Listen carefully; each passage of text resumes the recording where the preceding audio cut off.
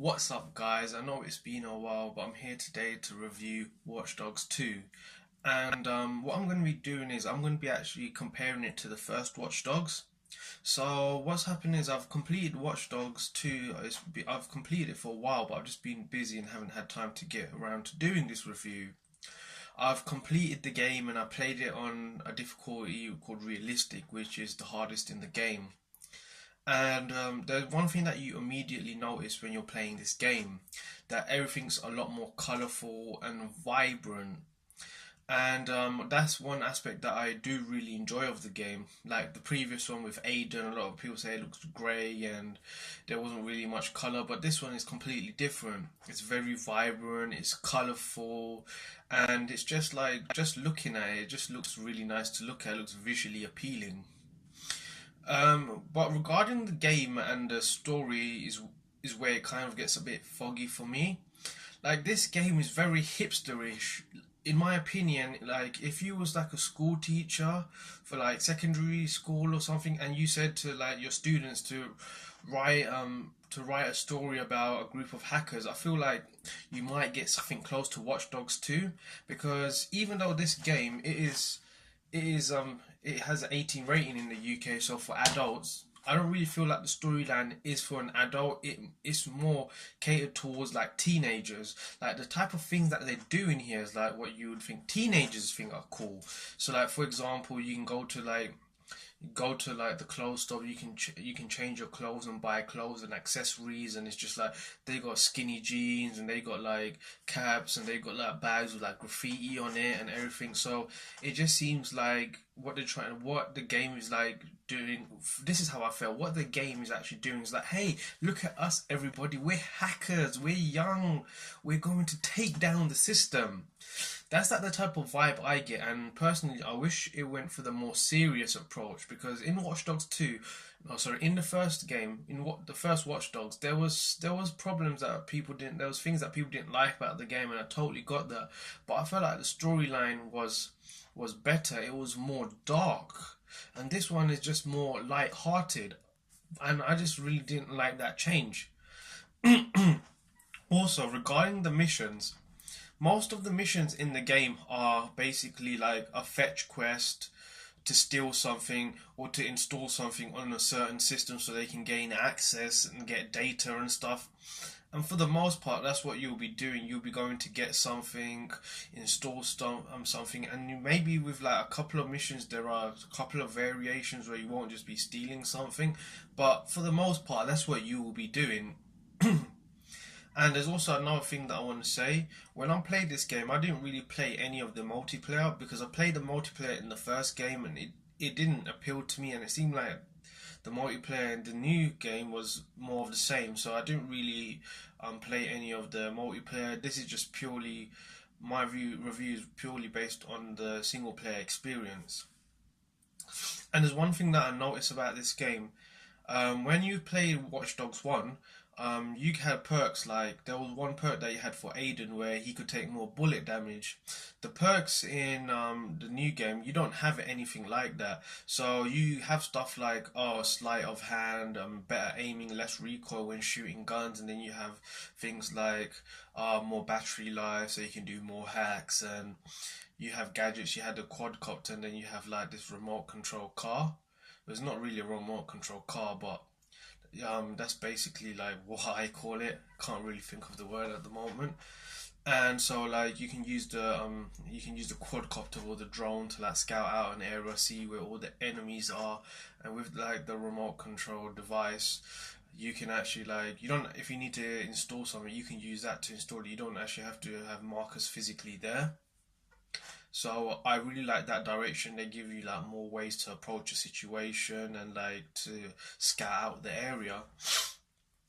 But the thing is, I do really feel like this game does it really favors going for a stealthy approach and all going all guns blazing. Reason I say that is I can't really speak on any other difficulty level, because I only played this game once through on realistic. But it's like if you go all guns blazing, you're gonna get killed so quickly. It's like it takes about 3 or 4 shots for you to die. So Yeah, I don't really feel that's a viable approach. So when I was playing the game, I just went stealthily. I did like kill a couple of people here and there, but I like sneaked up on them and everything. I didn't really go all guns blazing because you literally would just die really soon. And there's certain perk that I think that is really overpowered. So basically, you have these two perks. One where you can forge evidence and the police will come and arrest someone, and one where you can send like a tip off to like gang members and they'll come and try to kill that person. When you level those up, I feel like they're really overpowered, especially the cop perk, because say you're in an area where there's loads of heavies and like you can't go toe to toe with them, you can basically what you can do is you can pick them off one by one using that police perk where you would get one when you upgrade it to the maximum is when it's really OP, because you'll have one armored cop and one heavy cop and they'll come and arrest, and it's like the enemies won't really try to attack the police. They'll let the police take the person that they need into custody. So you can do that one by one and really weaken them. And I honestly don't know if that's been patched by now, but that was something that was really overpowered because you could just keep spawning that. You can't spawn it like again and again. You have to wait for a bit, but you could just keep doing it, slowly pick them off. So that's something that I really didn't like. I really did wish that you in certain situations that you could go like maybe not entirely toe to toe, but you wouldn't have to do things entirely stealthy. Maybe it's different on the other difficulties, but that's just what I experienced while playing the game.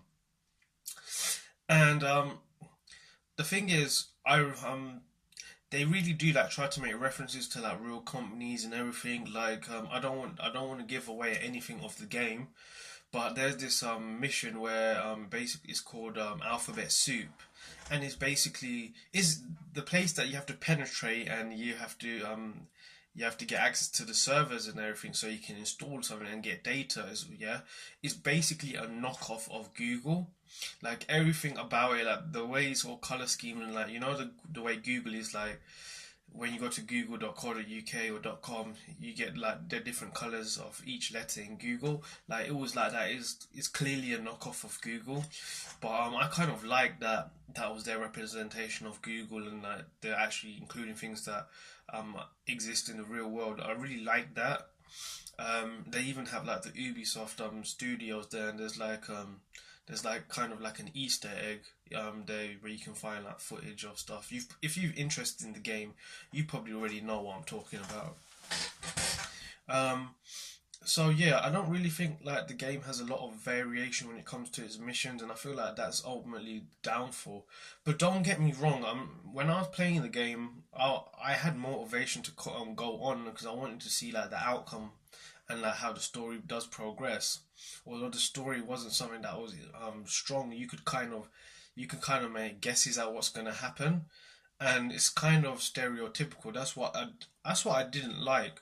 That you have this certain perception of people that are hackers, and especially like youngsters nowadays, you're like hipsters and stuff like that. Is that I wish there were some characters that did have some real depth to them, and like they weren't just a typical teenager that's like a hacker and a hipster. I wish like they really did have more depth to their characters, and yeah. But I'm not, even though the missions were repetitive, I did have fun with the game. And there's one thing that I want to say. I feel like the last mission in the game had the most variation. Because if you haven't played the game, when you get to the last mission, the game actually lets you know that, oh, this mission that you're about to start is the last one. If you're not ready or like you want to level up stuff, go ahead and do it before you start this, because once you start it, there's no going back. Basically, like you can't restart the mission. So basically, the thing that I liked about that mission is you get to play as other characters other than Marcus, and this is the only time they do this in the game. I don't want to give away what characters you play as, but there are two other prominent characters in the game that you. So it's kind of like the last mission is like a three-part mission where you have to do certain things with two other characters, and then you go back to Marcus, and then you need to do something else. And that mission, it took me really long to complete unrealistic because it was really hard. There was like a lot of heavies in the area, and I keep getting killed. So yeah, But like the game, I would not say Watch Dogs is a bad game. But I got it day one. I didn't feel like ripped off that I got it day one, but I just felt like there was so much more that they could have done. So I would say if you could get like this game, if you could get it like for cheap, or if there's like a time where there's a drought and you have nothing to play, I would recommend that you do pick this up. You will have some fun with it, and yeah, that's really all I've got to say to the about the game. Like they do have like nice things in there, like they have 3D printers and stuff like that. Have customization for your weapons and like for your drone and like your remote control car, I guess it's called. I don't really know what it's called. Can't remember from the tip of my tongue, but yeah. So that's my personal review. I do wish that they had a lot more mission variation, and I wish that the story was a bit darker like the original. But all in all, it wasn't a bad game. Um, it was not the best game, but it was not the worst game either. I would say, like, in my personal opinion, if I had to give this a game a scale on a rating on a scale of 1 to 10, so 1 being the worst and 10 being the best, I would give it about a 6.57.